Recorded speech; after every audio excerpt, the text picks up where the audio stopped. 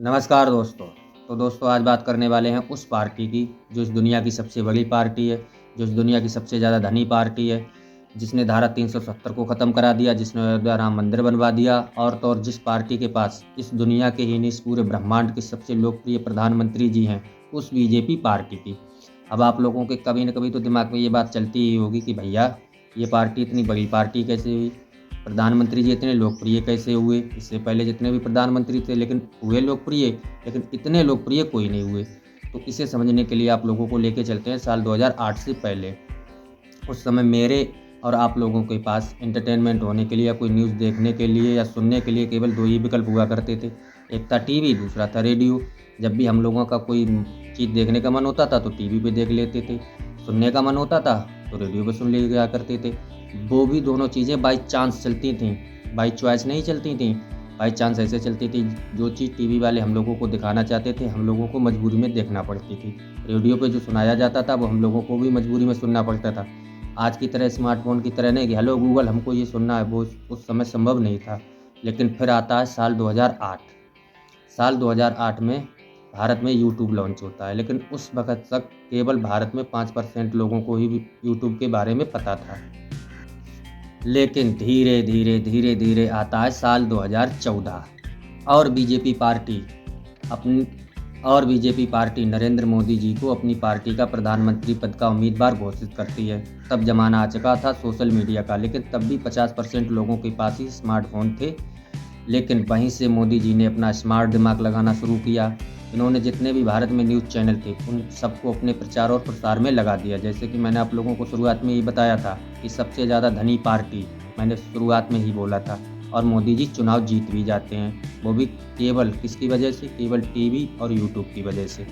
आता है साल 2016। अब आप लोग बोलेंगे कि 2016 में ऐसा क्या खास हुआ था? तो दोस्तों यही तो वो साल था जब हर हर मोदी घर घर मोदी हुए थे। अब आप लोग बोलेंगे वो कैसे? तो शायद आप लोग भूल गए होंगे, तो आप लोगों को याद दिला देता हूँ। तारीख थी 5 सितंबर 2016 और अपने मोटा भाई यानी मुकेश अंबानी जी ने उसी समय जियो लॉन्च किया था, वो भी फ्री इंटरनेट और फ्री कॉलिंग के साथ। अब ये किसके इशारे पे किया था, ये मुझे आप लोगों को समझाने की ज़रूरत नहीं है। भैया जब यूट्यूब 2008 में आ चुका था, मुकेश अंबानी जी इतने ही समझदार थे तो जियो को 9 में लॉन्च कर देते, 10 में लॉन्च कर देते, 11 में लॉन्च कर देते, 12 में लॉन्च कर देते, 13 में लॉन्च कर देते, लेकिन आखिर 16 में ही लॉन्च क्यों किया? इसमें 2 लोगों का फ़ायदा था। अब आप लोग बोलेंगे वो कैसे? इससे भैया जियो तो घर घर में पहुंच ही गया, साथ में मोदी जी भी घर घर पहुंच गए, वो भी फ्री में। अब आप लोग बोलेंगे कि भैया हम तो ऐसे नहीं मानते, हम लोगों को चाहिए सबूत, हम ठहरे हिंदुस्तानी, हम लोग बिना प्रमाण के कोई भी बात नहीं मानते हैं। तो आप लोगों को ताज़ा प्रमाण दे देते हैं 2023 का। अभी देश में 9 राज्यों में चुनाव हुए थे, तो अकेली बीजेपी पार्टी ने 19 करोड़ रुपए यूट्यूब पर खर्च किए थे अपना लिए कि मोदी जी ने ये काम किया है, मोदी जी ने सिलेंडर फ्री में दिया है, फलाना चीज़ फ्री में दिया है। और इन्होंने अकेले 7.5 करोड़ रुपए कर्नाटक चुनाव में खर्च कर दिए, लेकिन ये कर्नाटक चुनाव फिर भी हार गए। 35 लाख रुपए इन्होंने फेसबुक पर खर्च किए प्रचार में, केवल राजस्थान में, ठीक है। और उसके बाद ट्विटर, इंस्टाग्राम वगैरह हज़ारों ऐसी ऐप हैं जहाँ पर इन लोगों का प्रचार और प्रसार चलता हुआ। अब आप लोग नहीं मानेंगे तो भैया इन्होंने वीडियो एडिटिंग ऐप जितने होते हैं, जितने सॉफ्टवेयर होते हैं, वहाँ भी इन लोगों के ऐड चलते हैं। ना मानो तो आप video editing app InShot VN कहीं भी खोल के देख लीजिए, भैया इन्हीं लोगों का प्रचार प्रसार वहाँ पे चलता है।